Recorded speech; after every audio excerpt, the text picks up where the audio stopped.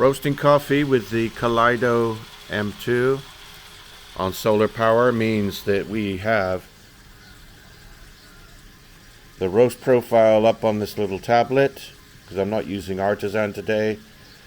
It's actually okay using this little tablet for the most part, because I've got my roast profile down. And here is the solar.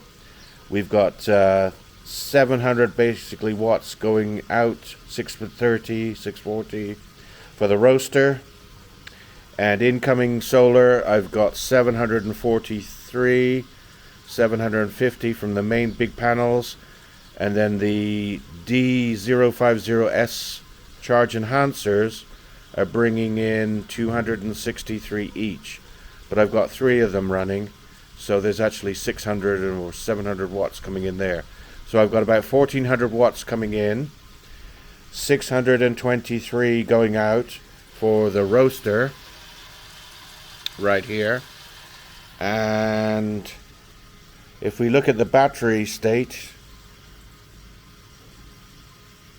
it'll show charging once I get to that page. Here we go. Battery pack 1 is 84% charged and it's charging. Battery pack 2, 81% charged and charging.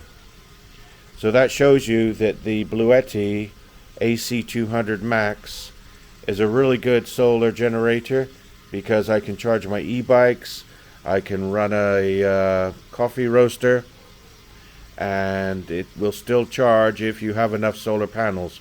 Remember, I've got 2,000 watts, 2 kilowatts of solar panels on the roof here going into the AC200Max.